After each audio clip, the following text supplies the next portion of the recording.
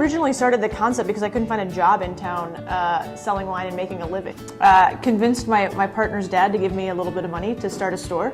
And the idea of the store, in my opinion, you know, of course, me starting the store, I thought it was a brilliant idea, but the idea was to kind of essentially sell wines that would make sense with what people in Madison kind of value, right? So the farmers market is really big here, so we are dedicated to selling kind of smaller family growers. That said, they happen to be a little bit more kind of old school, old world, European in style. But they're wines that are very honestly and kind of originally made.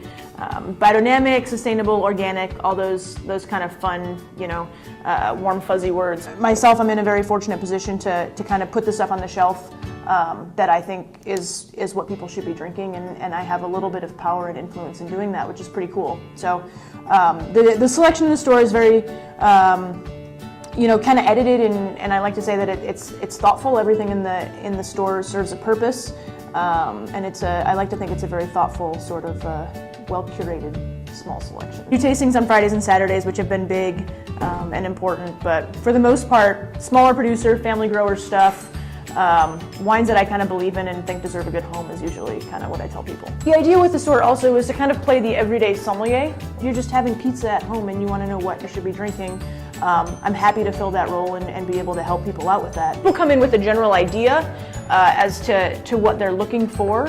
And we like to point them in other ways and help them, obviously. And it kind of goes back to the way the store's set up as well. So the racks on the wall are kind of set up on I call it like a spectrum. So start with kind of lighter bodied stuff in both the whites and the reds and work up to bigger, richer wines.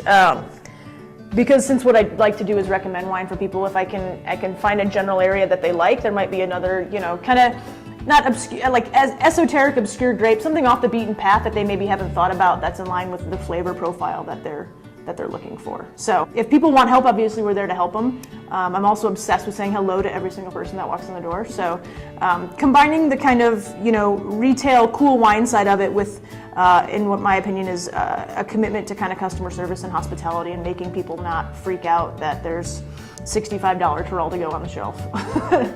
I take pride in selling the kind of unsung heroes of the wine world and the guys that are doing it right. So I would say the average price of what we carry is $15 to $35. That's kind of our sweet spot. I have wine that's at $10, and it's fine, it's perfectly serviceable. I don't think it's going to change your life. But I think that, you know, a wine between 15 and 20 can be great, and that's probably where I would tell people to start. One of my big things, and I tell people this all the time, is that I buy wine with my heart, not with my head. I believe in the wines that I sell, which I think is the most important part, so there's not really any smoke and mirrors.